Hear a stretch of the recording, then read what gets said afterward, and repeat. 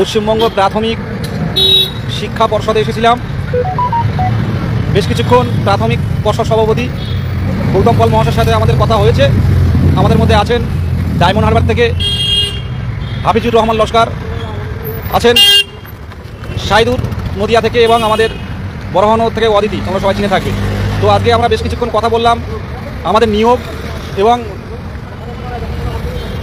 শূন্যপদ থেকে শুরু করে বর্তমান পরিস্থিতি সম্পর্কে বিভিন্ন কেসের আপডেট নিয়ে আমরা তুলে ধরলাম।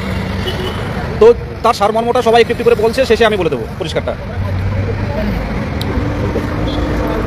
স্যার আমাদের বললেন যে ভ্যাকেন্সি রেডি আছে, গ্রিন সিগন্যাল পেলেই স্যার আমাদের রিক্রুটমেন্ট দেবেন, আর চিন্তা কেন না করা হয় এই বিষয়গুলো নিয়ে মোটামুটি স্যার আপাতত মানে পজিটিভ কার্ডটাই আমাদেরকে দিয়েছে।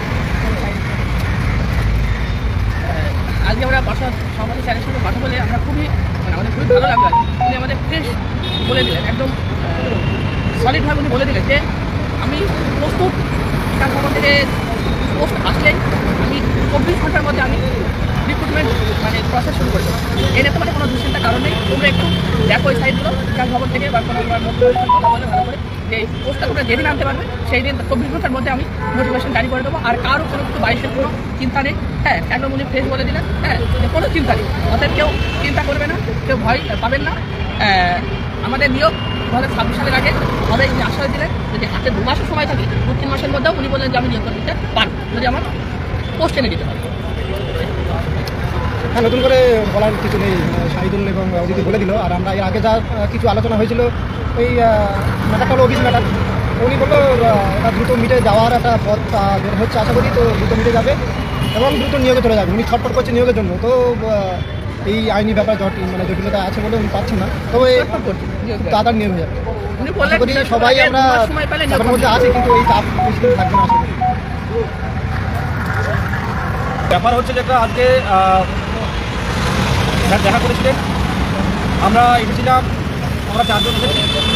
2 জন রোজা ছিল আমাদের শাহিদুল এবং রহমান। সেই টাইমটায় আমরা সভাপতির সাথে কথা বললাম, এই ফল আছে তারা খেতেও পারে। সেই টাইমটা একটা শুভ লক্ষণে সারাদিন না খেয়ে আমাদের যারা ইফতার করবে সেই অবস্থা কিন্তু তাদের সাথে আমরা কথা বললাম। তো পরিষ্কারভাবে বলছি, 2022 প্রাথমিক টেট যারা অলরেডি কোয়ালিফাই করে আছেন, পূর্ণ প্রশিক্ষিত ডিএলএড এবং টেট পাস যারা করে আসেন, যেই কাজ করি হোক না কেন কোনো সমস্যা নেই, পরিষ্কারভাবে জানাচ্ছি। এছাড়াও প্রশ্নমূল নিয়েও সরকার কিন্তু কোনোভাবে কিন্তু প্রশ্নমূল কেসটা কিন্তু হালকা দেবে না, লড়ে যাবে। 2 গেল। 3 নম্বর হচ্ছে 3 মাসের মধ্যে যে রিক্রুটমেন্ট হবে, মানে ভ্যাকান্সি আসার পরপরই 3 মাসের মধ্যে কিন্তু আমাদের পুরো প্রসেস কমপ্লিট করে দেবে। বেশ কিছুক্ষণ কথা বলেছি, অসুস্থ আছে, তো তার মধ্যে কিছু বিষয়গুলো আমরা তুলে ধরেছি এবং শেষ পর্যায়ে যেটা কথা হলো আমাদের চিন্তামুক্ত থাকে। বারে বলছি, আমি একই কথা বারবার বলছি, নিয়োগের বিষয়টা এখন সরকারের মুখ্য উদ্দেশ্য এবং সরকারের উদ্দেশ্য একই, নিয়োগ করা। বিধানসভা ভোটের আগে একটা বড় সংখ্যা নিয়োগ করা। স্যার বারবার বলছিলেন যে কোনোভাবে টেটগুলোরা কিন্তু তারা কিন্তু বসে থাকবে না, তারা কিন্তু সবাই বেরিয়ে যাবে, সবাই বেরিয়ে যাবে, কেউ চিন্তিত হবেন না। আর যে কথাটা আমাদের সবারই মুখ্যমন্ত্রীর দৃষ্টি আকর্ষণ, একটা প্রসেসে প্রপার প্রসেসে ওনার কাছে ডেপুটেশন দেওয়া, এইসব বিষয়গুলো আমাদের করতে হবে। স্যার এইসবগুলো করে এটা বললেন যে তাড়াতাড়ি আসবে, আমরা নিয়োগ প্রসেস দ্রুত করে দেবো, সব রেডি, 3 মাস সময় নেবেন, আমরা কিন্তু নোটিফিকেশন পাবো। সব থেকে বড় কথা স্যার চাইছেন কাউকে বঞ্চিত না করতে। 2022 কেউ বঞ্চিত হবে না, একটু আমরা স্যারও চাইছেন অ্যাসিওরিটি।